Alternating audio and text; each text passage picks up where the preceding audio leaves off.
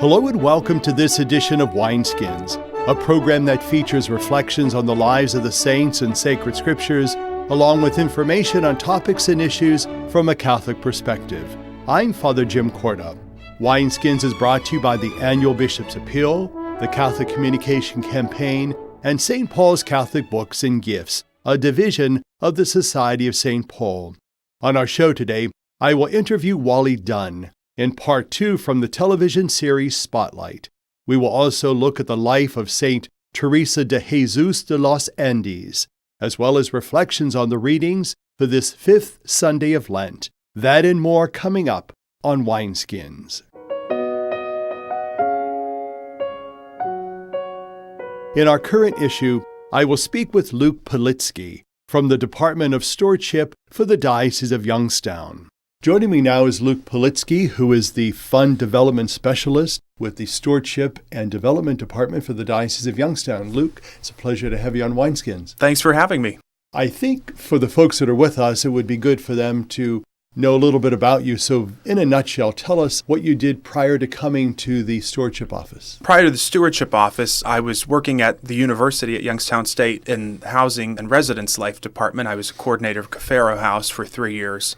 And I did that because I thought I wanted to work at the university for the rest of my life and kind of had my sights set on that. But I learned that God had a different plan for me and brought me to the diocese. Well, tell us what are some of the specific things that you do in your role as a fund development specialist with stewardship and development. Right now, at least, our department is engaged in 3 main areas. 2 of them have to do with parishes directly. A couple years ago, we saw the need for help at the parish level, so we help with increased offertory programs and capital campaigns there. We facilitate both of those. Now, parishes and pastors are able to go to outside firms to have these done, but we offer them at a lower cost to the parishes. Plus, we are invested in the parishes because they're part of the diocese, so we're able to provide those services. And we even do some things that the outside firms don't provide, and that's staying with them through the redemption period and things like that. What I have to do, besides meeting with the pastors and the other folks involved, I create all the print materials. So all the brochures and the flyers and the mailers, that's one of my main jobs. And the other thing that we do is marketing for the Catholic Diocese of Youngstown Foundation.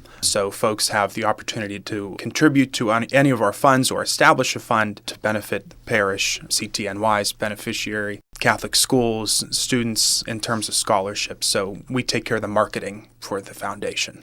Let's talk a little bit about the parish's offertory programs that you're involved with. What's kind of the rate of success for that? Are you finding people increasing their offertory collection? And if so, why? Normally, folks might go for any number of years thinking that what they're contributing weekly is good enough. But we know in our own lives that our household expenses go up. This is us maintaining God's house and maintaining the community house in much way that we maintain our own homes and our own families. Our success rate is about 24% of parishioners respond to the program. That might seem low. Considering what our data collection from before, most pastors are very pleased with it. And a lot of it depends on the pastor's involvement with the program. We've seen some who are very successful, and it's because the pastor gets up there and is very transparent about the needs of the parish. Let's focus just briefly on what stewardship is and kind of remind the folks that are with us that stewardship really is a way of life and what is all involved. So our mantra in stewardship is time, talent, and treasure. And for most folks, treasure comes last, and that's what we tend to think about when we think of stewardship. But time and talent is really where the stewardship way of life comes in, and that's being involved in the parish, either from a time serving in a particular ministry or a talent that you have on your own that you might use as one of your hobbies. Well, chances are the church might benefit from that in one way or another, either with a particular ministry or somewhere at the parish level. So it's about thinking about all the things that you've been given by God and asking yourself about how you're able to give them back.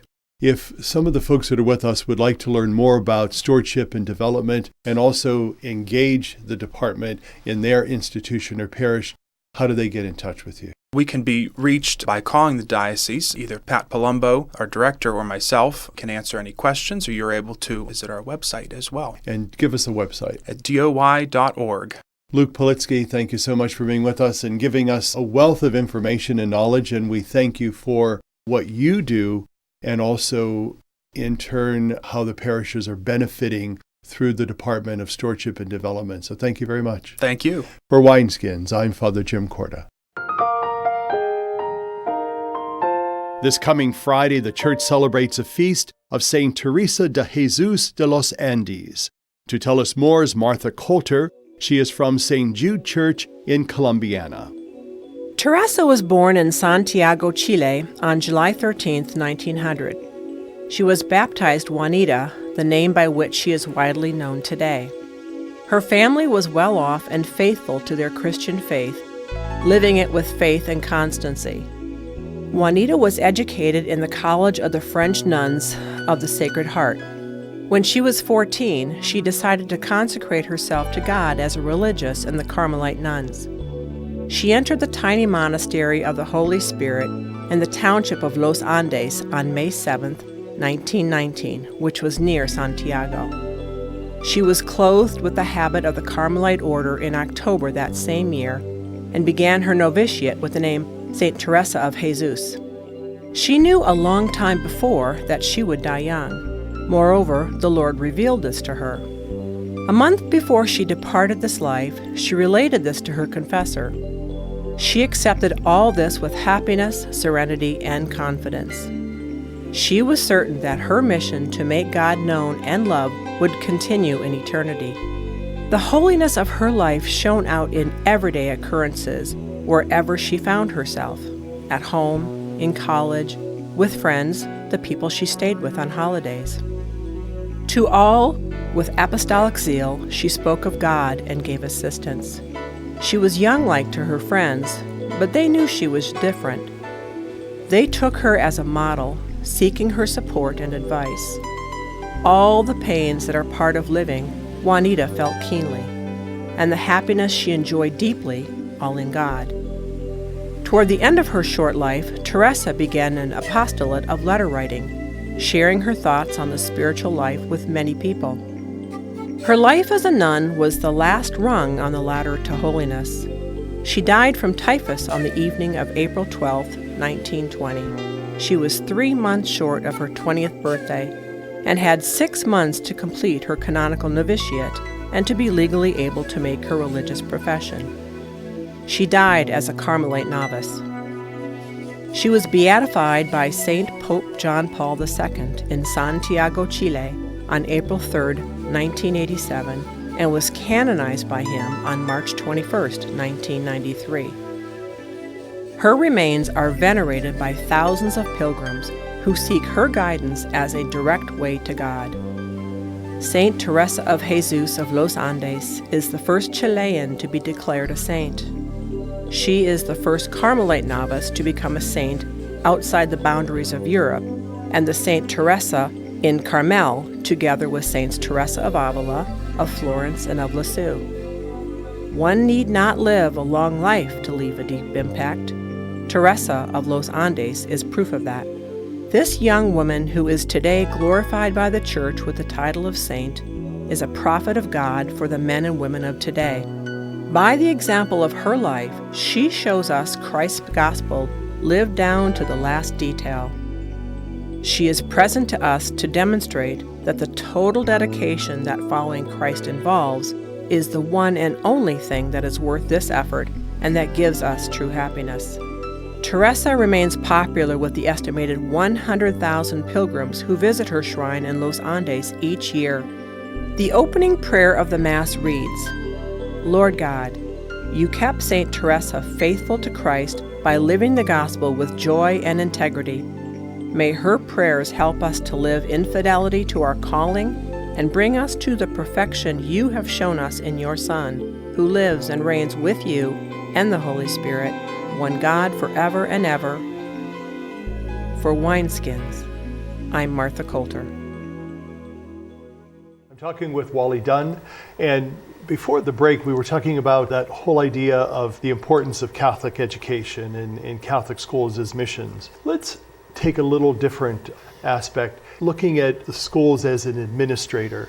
How important is it for administrators in our Catholic institutions, especially our Catholic high school and grade school institutions, to be people grounded in the faith? And how important is that also to have that ability to be able to communicate the faith to others? Well, I think we've always expected the teachers and administrators in our school to be people of faith. And it's very important, I think, that they are people of our faith. We imbue all of our teachings with Catholic philosophy, Catholic principles, Catholic ethic.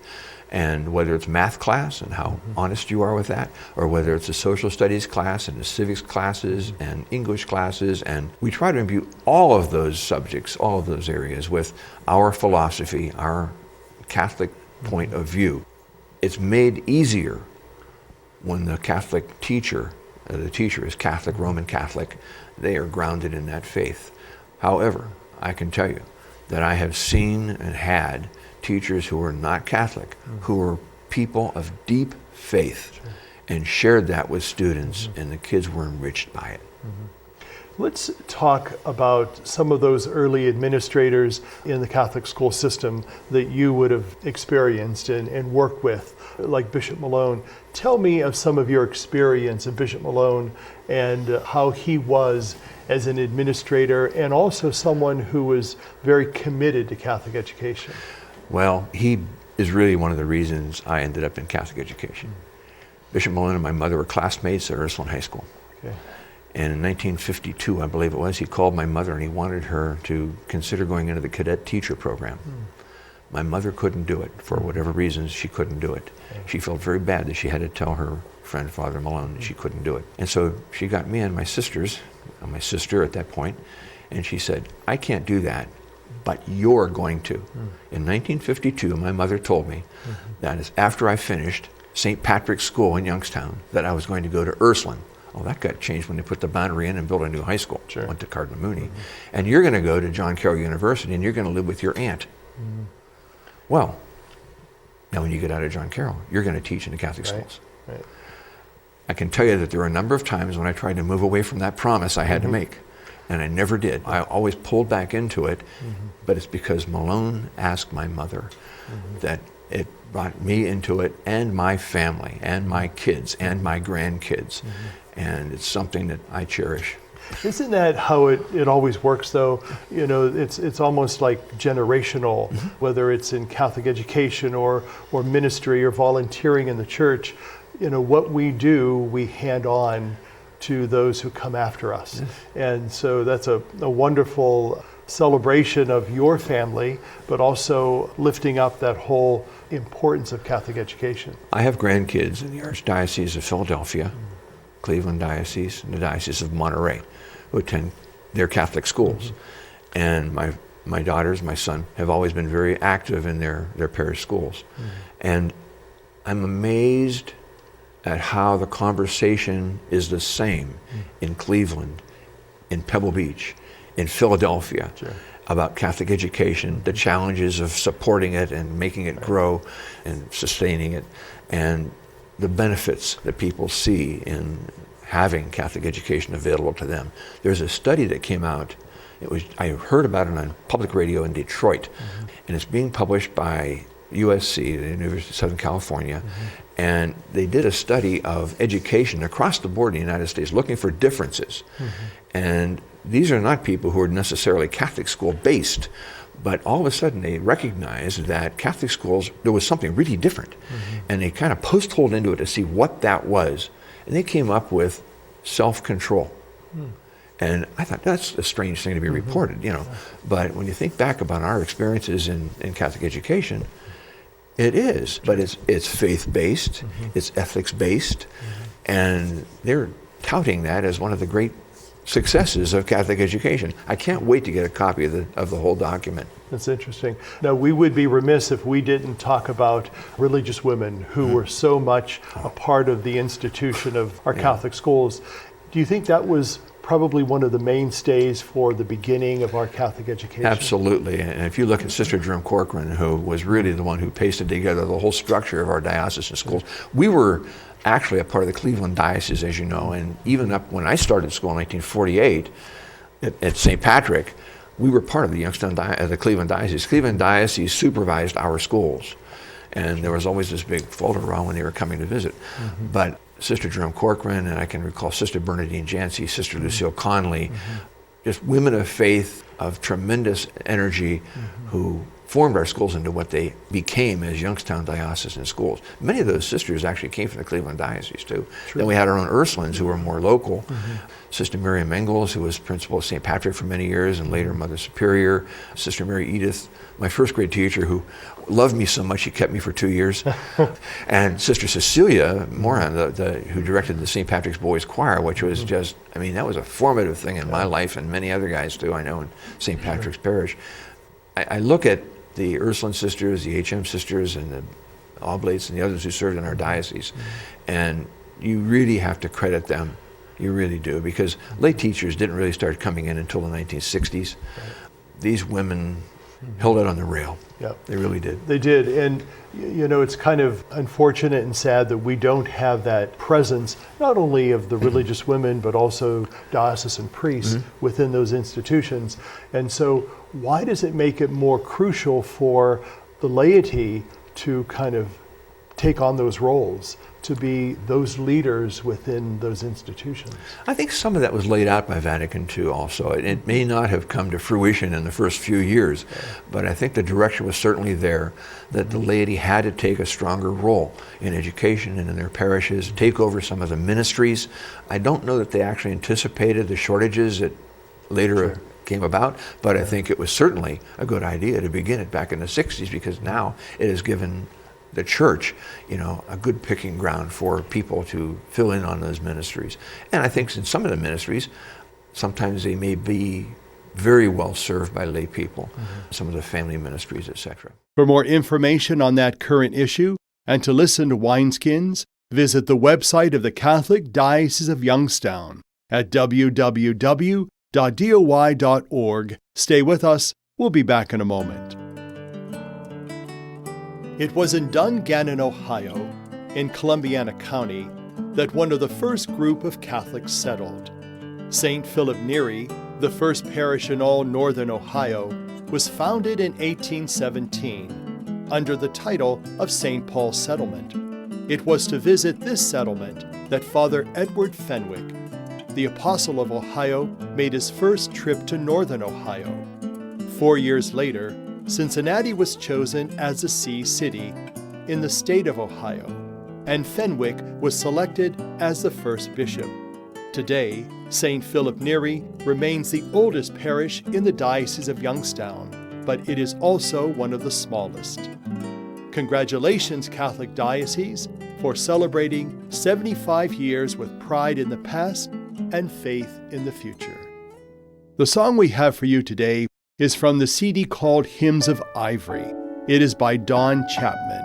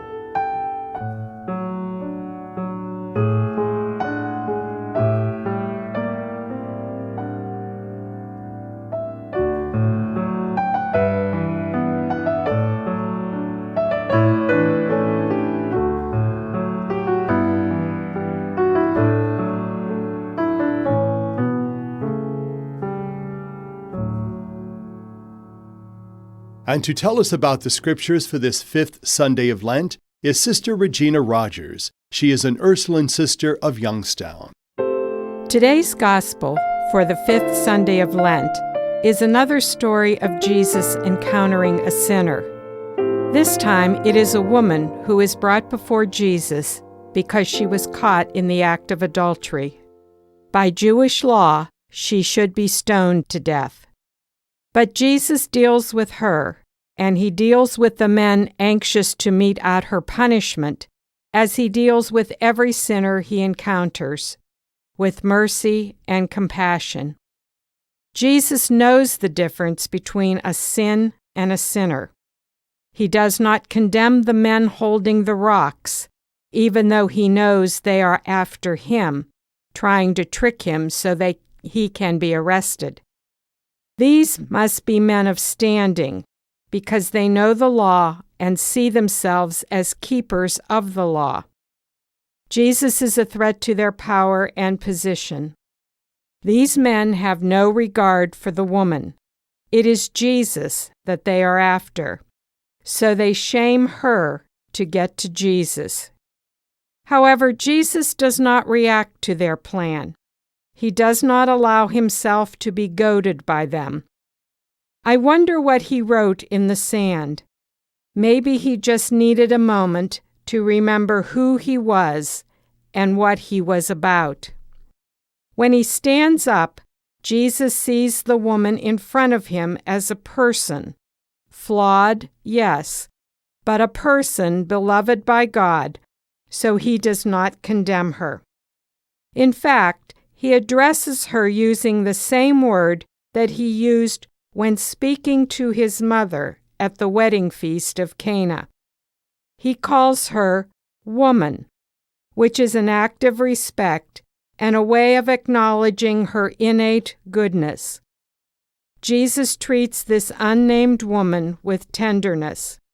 He does not lecture or preach, but says to her that she is not condemned and that she should go and sin no more. Notice, she does not move. She stays with Jesus. Maybe she is still waiting for his condemnation. Or maybe because she realizes she's in the presence of a holy man and wants to remain near him. But Jesus tells her to go and to change her lifestyle. I don't know what happens, but I think the encounter with our Lord gives her the grace to go and do as Jesus said, to sin no more. Jesus treats the men in the same way. He does not berate them or point out their sin. His simple statement must have caught them off guard. Let the one among you who is without sin be the first to throw a stone at a sinner. They all dropped their stones and went away. They recognized themselves as sinners too. All of us have been the woman. We know how it feels to have our sin brought out into the open. We've been caught lying or cheating or gossiping. We've seen the look of hurt on another's face after we've been mean or rude or hurtful. We feel ashamed and we don't like ourselves much. All of us know our own sinfulness, and all of us have had the experience of someone's mercy and forgiveness. But we have also been the one to point out another's failings, to harshly judge a person and reduce them to their sin. We see only the sin and not the person. So we show no mercy. We harshly criticize, which allows us to feel superior. Maybe the lesson of this story is twofold. First, to name our sin and try to sin no more. And second, to never condemn another for their sin. For as we judge, so God will judge us. For Wineskins, I am Sister Regina Rogers.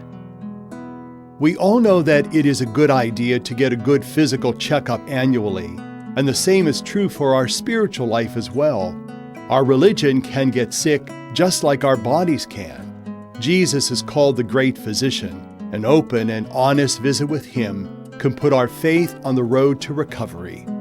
Wineskins is made possible through the annual Bishop's Appeal, the Catholic Communication Campaign, and St. Paul's Catholic Books and Gifts. The program is produced by CTNY, the Catholic Telecommunications Network of Youngstown. I'm Father Jim Korda, saying thank you for being with us. Have a blessed week.